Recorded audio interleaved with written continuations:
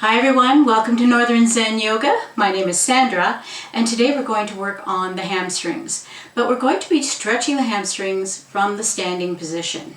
In order to do this, you will probably want to have a block handy. If you don't have a block, you could get anything, a couple of stack of books, anything that would raise up to a few inches more higher than what you could do by putting your forehead down onto the floor, if that makes any sense. So if you can see here, this block is about 4 inches. If you have 2 or 3 hard-covered books that are quite thick, you could plow them up together and that can take the place of your block. We're only going to need this block briefly, but it's handy to have a block. These are not expensive. You can buy them at most sporting goods stores, Walmart, places like Marshall's, Winners, places like that, anywhere that sells yoga supplies.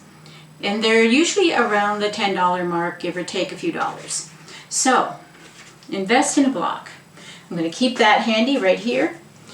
And we're going to be going into the standing position from the floor. So I'm going to show you a few things you can do. It's a good idea though, before you do this practice, that if you haven't done any stretching up to this point, you haven't done a yoga class, or you haven't got your morning stretches in, that you at least do some stretches, some arm raises, maybe get on hands and knees and do a cat-cow or two, and then begin this, because it's so much easier if your body has been warmed up a little bit to get into the standing position without having it feel too difficult. So let's begin though on our hands and knees. And we're going to look at getting into the downward facing dog, but for some of you, the downward dog is just not available. So I'm going to show you the alternative to the downward facing dog, which is the downward facing puppy. In the downward facing puppy, we start from a kneeling position. Our knees have a little bit of space between them. You should be able to put your fists between your knees. And we're going to start to walk our hands out away from us. And we're going to keep that block handy because we may need it. We're going to walk our hands out away from us. Our bottom is in the air. And then we're going to start to bring our forehead toward the floor.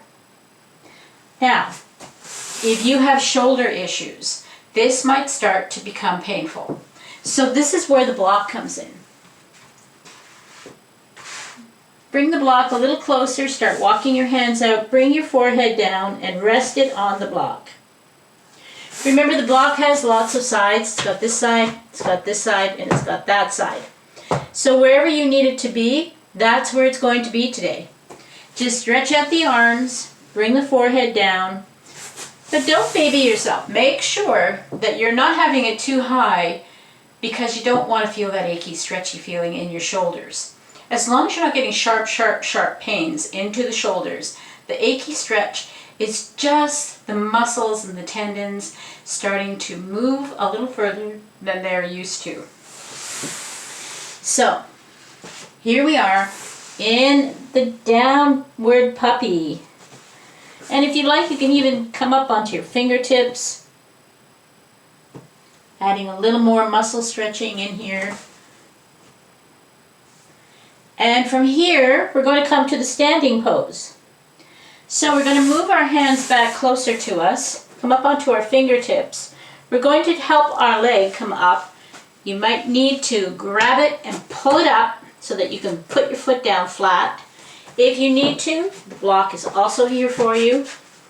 If you feel like stretching down is a little bit too much, we're going to push into the ground with our hands and into the ground with our foot. Tuck the other toe under and start to push, move forward, lift up the other knee and bring that foot forward. So now we're in the standing position, the standing forward fold. So this is how to get here from the down puppy position. Now I'm going to show you what to do if you're able to get into the downward facing dog position. So I'm going to move my block out of the way. I don't need it for this. I'm going to be in a similar position as when I started out with downward facing puppy. Only this time I'm just going to turn my fingers a little bit more toward each other so that my elbows will start to rotate out to the side. I'm going to tuck my toes under. And I'm going to push into my hands and lift my hips up and try to flatten down my back as much as I can. And you can see my heels don't make it to the floor. Not many people actually do. And from here, I'm going to start to walk my feet toward my hands. Or if it's easier for you, you can walk your hands back toward your feet. And I'm in the forward fold. So, as you can see, my knees have a bend in it. This is okay. This is the way you're supposed to be in the forward fold. Soft knees. We're going to grab our block again, and I'm going to bring it on to the middle side. And I'm going to just gently start to bend one knee more and stretch out the other leg a little straighter. And this is the stretch. This is the hamstring stretch. So you just push back your leg as far as you can, feeling that stretch. It should be mostly right down in here. And breathe into it. Lots of deep, deep, deep breaths. Inhale and exhale. Release and go to the other side. Straighten the other leg out. Breathe deeply into your belly. Inhale. Exhale. If you like out your mouth to release tension. Breathe, breathe, breathe. This is so important. Relax and stretch the other side. We're going to do this at least 3 times on each side. Release, stretch the other side. And if you feel you really don't need that block, you can reach for the floor. Release, stretch the other side one more time. Release, one more on the opposite side. And relax. So you can do this, you can take a little break and then you can come back to it if you like, but don't overdo it. It's not necessary. That amount of stretching today is probably all you need. If you want to do this in combination with the floor stretches, that's fine. So coming out of this posture is very important. You could go back into down dog and step your feet back, or you can come up to a standing position. Everything that you're going to do now is involving your hips and not your back. Your back is not going to lift your weight. So it's important to keep your spine as flat as you can as you come up. If you like, you could press into your thighs, just above your knees. Don't press into your knees. And push your torso up with support. Keep walking the hands up. Grab your hips, push your hips forward. That's one way of coming up. If you feel a little stronger, you can come up flat back like a bird coming into flight. Push, bend your knees, push, come up into the standing position. We used to teach roll up your spine. We're not teaching that anymore. If anybody is still teaching that, you need to change that to the flat back lift. This is because the chiropractors discovered that we were injuring our lower vertebrae by doing that roll up. Too much pressure was required on the lower vertebrae to lift up the weight of the upper body. You can talk to chiropractors about this. They'll probably totally agree with me that it's probably not a good idea to do the roll up. So come up flat back. Try to keep your back nice and straight and let the muscles that were designed to lift you, lift you. Your legs, your hips have big, strong muscles that were designed to do the lifting.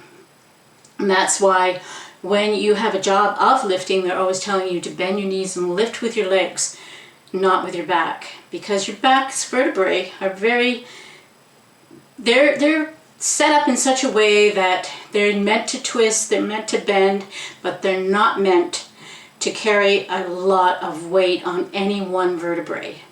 It's a combination of compression in that stack and muscle structure.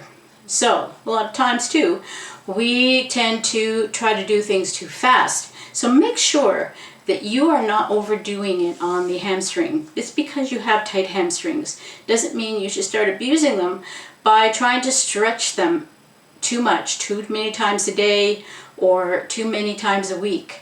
So listen to your body. That is so important. Your body can tell you what it needs. If you wake up tomorrow and those hamstrings are really sore, you know you've done enough. You don't have to do it again today.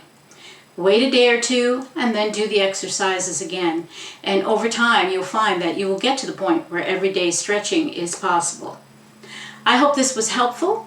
I enjoyed being here with you and doing this class with you. And I'll see you the next time. Hopefully you'll join me for the live class on November the 28th at 1:30 Eastern Standard Time. And that is in the year 2020. And I'm hoping in the new year you can join me on Tuesdays at 10 a.m. Eastern Standard Time, because we'll be having a regular yoga class every Tuesday at 10 a.m. starting on January the 12th. I hope to see you then. Bye for now. Have a fantastic day. Namaste.